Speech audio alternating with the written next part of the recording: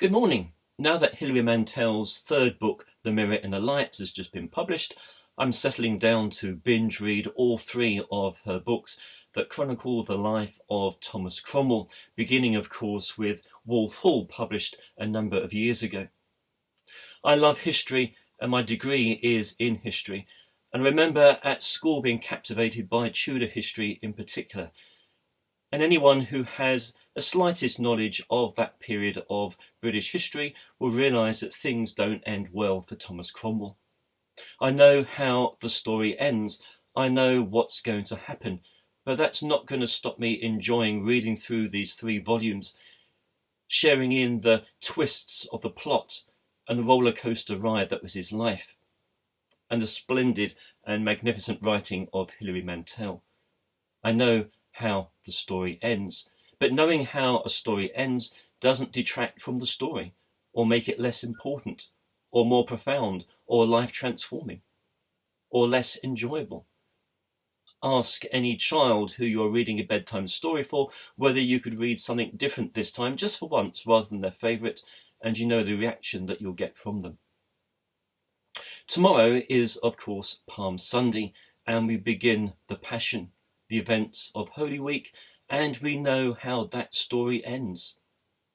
We have shared that story so many times before, from the excitement and arrival of Jesus on Palm Sunday, through to the solemnity of the upper room, and then betrayal and denial, torture, crucifixion, death, and then of course resurrection. We know how the story ends, but that doesn't take away any of the importance of it. And this year, as we begin our journey, may we find new truths within those familiar words.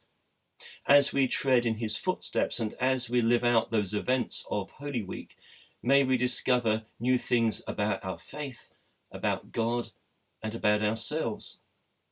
And perhaps ask questions like, where am I in this story?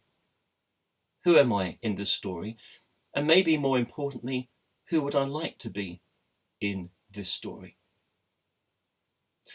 The story of the Passion gives us space and time to reflect on those events, which mean that the reality of each and every single day is shot through with death and resurrection.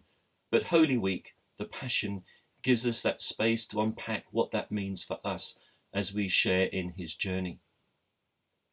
Tomorrow is Palm Sunday, and you may be aware that the Church of England have encouraged people, if they're able to do, and if it's safe to do, to put a palm cross in their window or on their front door, or to make some kind of garland with branches and foliage with a message of Palm Sunday in it, so that those who walk past are reminded of the importance of Palm Sunday and the beginning of Holy Week.